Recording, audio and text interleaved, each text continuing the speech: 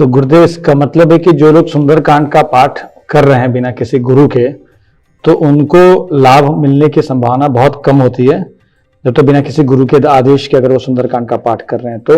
लेकिन गुरुदेव, ये संसार में बहुत सारे ऐसे लोग हैं जिनके साथ समस्याएं तो आ गई हैं, लेकिन आपके जैसा गुरु नहीं मिल पाया उनको। तो ऐसे में वो ऐसा क्या करे गुरुदेव कि सुंदरकांड का कुछ तो लाभ उनको भी मिले, उनकी समस्याओं का समाधान हो? तो किसको गुरु माने तत्काल के लिए, जैसे कुछ समय के लिए जो है गुरु मान करके उनको उनकी पूजा करे? जैसे रामचरितमानस में लिखा हुआ है गुरु शंकर रूपीणम, तो क्या भगवान शंकर को गुरु मन ही मन मान करके रामचरितमानस का पाठ किया जा सकता है गुरुदेव? देखिए, कोई देवी देवता गुरु नहीं होता है। न राम का हुआ है, न कृष्ण का हुआ है, न बुद्ध का हुआ है, न महावीर का हुआ है। सृष्टि का नियम नहीं। फिर आप ये पूछे तो हम थोड़ा बाइक गियर में और फिर चले गए जी। एक आप लोग सुना होगा नाम, काशी में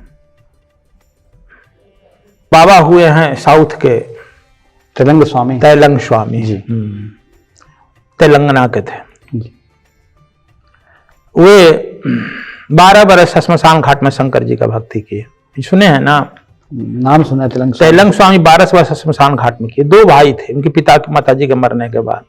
उनका भाई ब्राह्मण थे, उनका बड़ा भाई वकील था। कहा कि तुम क्या करते हो, हमारी इज्जत नाश कर रहे हो, श्मशान घाट में रह रहे हो। नहीं माने तो कहा कि ठीक है, खाने पीने का प्रबंध नौकर चाकर से कर दी। श्मशान घाट में 12 साल रहे तो शंकर जी प्रकट हुए।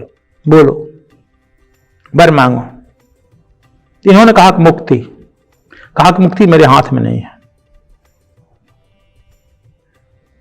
मैं पुराण की घटना नहीं कहता हूं, मुक्ति तो गुरु के हाथ में होता है। मंत्र मूलम गुरु वाक्यम, मोक्ष मूलम गुरु कृपा, ये स्कंद पुराण में मैं कह चुका हूं। तो कहा कि तो आपसे अच्छा गुरु कौन मिलेगा? कहा कि सृष्टि का नियम नहीं है। मैं भी जब जन्म लेता है तो गुरुद्वार जाता हूं। गुरु गिर पढ़न गए रघुराई, अल्पकाल विद्या बहु पाई। चरण चापन लागे 2 भाई, देखता नहीं राम भी लक्ष्मण दोनों भाई गुरु का विश्वामित्र का पैर चपा रहे हैं। यह सृष्टि का नियम नहीं है। कहा कि तब गुरु आप खोज दीजिएगा। हाँ, यह मैं करूंगा। 2 दिन के बाद एक सफेद ड्रेस में एक साधारण आदमी आएगा श्मशान घाट में। उसको जो है 10-11 बजे 12 बजे तुम दौड़ करके दोनों पैर पकड़ लेना, वो तुम्हारा गुरु होगा। अब इंतजार करते थे कौन आएगा कौन आएगा। एक आदमी गया, देखा, बस पैर पकड़ लिए। दीक्षा तो यार हमें तो श्मशान में घूमना है, दीक्षा कर। नहीं माने तो उनकी झोपड़ी में रहा, वह उनको मंत्र दीक्षा दिए। जब चलने लगे तो कहे कि दक्षिणा दो, तो अपना पैर अपना सिर जो है उनके पैरों में रख दिए। कहा कि मतलब दक्षिणा दो हमारा? तो कहा कि अपने को आप दे दिए। वे थे यहां ब्रह्मा जी का मंदिर है पुष्कर के, महात्मा जी पुष्कर के लौट आए। ये भी पुष्कर उनके साथ आ गए। 12 वर्ष साधना किए, तब कहे कि अभी तुमको मंत्र साधना दिए थे, अब तुमको तात्विक साधना देंगे, दीक्षा देंगे, अब तुम परिशुद्ध हो गया है। मैंने शंकर जी का दर्शन किया, नहीं हुआ। इनके मन जब नहीं, तब उनको दीक्षा दिए तैलंग स्वामी। गुरु के मर जाने के बाद तैलंग स्वामी काशी में आ गए। मरते समय उनका 2.5 क्विंटल वजन था। कहते 300 साल तक उनकी उम्र थी। और हाँ, और काशी एथी में चलते थे गंगा जी पर, इतना वजन होकर के नंगे रहते थे तलब। खैर उनकी बहुत सारी कथाएं हैं। तो खैर तैलंग स्वामी तो समझे कि वह गुरु उनको करना पड़ा। गुरु बिन भवने तरे न कोई, बिन शंकर सम होई। अब गुरु नहीं है तो जैसे कि आग जला लिए, तो जला में गर्मी तो कुछ आएगी ही। एक बार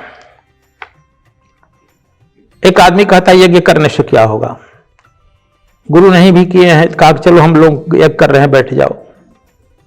कीमती शाल ओढ़ा था, अपना चला गया। अग्नि प्रज्वलित हुई, हवा का झोंका आया, उसका साल अग्नि में चला गया, जलने लगा। बड़ा चिल्लाया। कहा कि तुम चाहते थे मन से कि हमारा साल जले? तो कहा कि नहीं, लेकिन अग्नि में जला देना। उसी तरह से तुम गुरु भी नहीं किया है, लेकिन श्री राम जय जय राम कह रहा है, पाठ कर रहा है, तो जितना नहीं मिले कुछ तो मिलेगा ही। अग्नि के नजदीक बैठ गया तो कुछ गर्मी मिलेगी ही मिलेगी। ना से हाँ भला है। तो मतलब ये है, दर्शकों को मैं बताना चाहूंगा कि वैसे तो आपको सबसे पहले अपने गुरु की तलाश करनी चाहिए। सदगुरु के जैसे कोई दिव्य गुरु आपको मिल जाए या सदगुरु ही मिल जाए तो आपके जीवन में आप कोई भी मंत्र हो या कोई भी पाठ हो, अगर आप करेंगे तो वो उसका फल बहुत त्वरित गति से मिलेगा, तुरंत मिलेगा। लेकिन गुरुदेव खुद बता रहे हैं कि अगर नहीं है तो भी आप कीजिए पाठ, उसका कुछ ना कुछ फल जरूर मिलेगा।